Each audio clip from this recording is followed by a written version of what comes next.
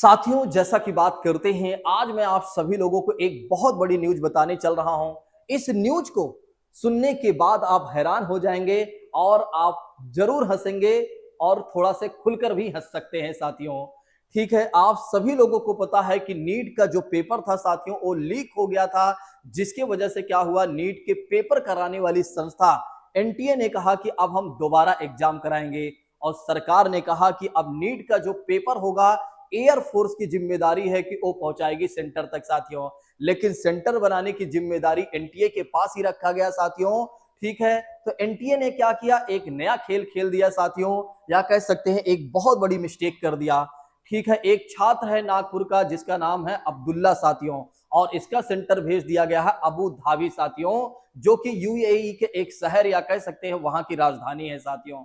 अब आप सोचिए कि क्या इस छात्र के पास पासपोर्ट होगा कि नहीं।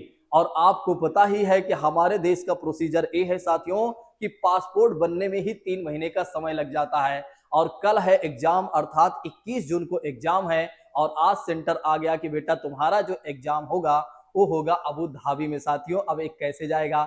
अच्छा, बहुत सारे लोगों ने क्या किया है, अलग अलग तरह का कमेंट किया है। आइए एक बार देखते हैं कि किन लोगों ने कौन कौन से कमेंट किया है साथियों। जैसा कि बात करते हैं, एक व्यक्ति ने कहा है, नाम तो मैं नहीं लूंगा, कि आप लोग समझ रहे हैं ना कि मोदी जी इसलिए तो एयरफोर्स लगाया है पेपर कराने के लिए साथियों। ठीक है, एक लोगों ने ये कमेंट किया है कि छुट्टी का दिन था, परीक्षा देने के बाद थोड़ा घूमना फिरना भी हो जाएगा, इसलिए अच्छा कदम है, छात्र हित में ग्लोबल सेंटर बना दिया गया है साथियों। ठीक है, एक व्यक्ति ने लिखा, अच्छा हुआ पाकिस्तान नहीं गया, नहीं तो लेने के देने पड़ जाते हैं। अब आप समझ सकते हैं कि एक व्यक्ति ये कह रहा है कि अच्छा हुआ पाकिस्तान सेंटर नहीं भेजा गया, नहीं तो हम लेने के देने पड़ जाते। ठीक है, एक व्यक्ति ने ये भी लिखा कि अब हम विश्व गुरु हैं और विश्व में कहीं भी एग्जाम दे सकते हैं। अपने आप में एक अद्भुत बात है साथियों। अब आप समझ सकते हैं कितनी बड़ी मिस्टेक है। ये कह सकते हैं कि अनपढ़ लोगों को बैठाने से ऐसा ही होता है साथियों। ठीक है, इसीलिए कहा जाता है कि हमें हमेशा सही डिसीजन लेना चाहिए, अर्थात सही निर्णय लेना चाहिए।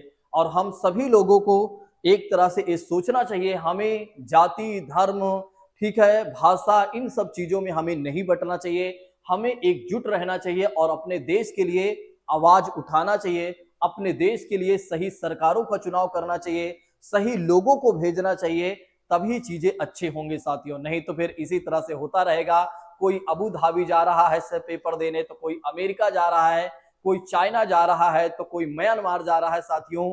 ठीक है, इसी तरह से चीजें होते रहेंगे। ठीक है, तो जैसा कि बात करते हैं, अपने आप में एक बहुत बड़ी गलती थी। ठीक है, हो सकता है कि एनटीए ने इसे सुधार लिया हुआ है, तो सुधार लिया होगा साथियों, नहीं सुधारा होगा तो आगे देखा जाएगा क्या हुआ होता है साथियों। ठीक है, एक बार आप लोग कमेंट करके अपनी राय जरूर दीजिएगा, आप क्या सोचते हैं साथियों। ठीक है, थैंक यू सो मच। जय हिंद दोस्तों, take care all of you.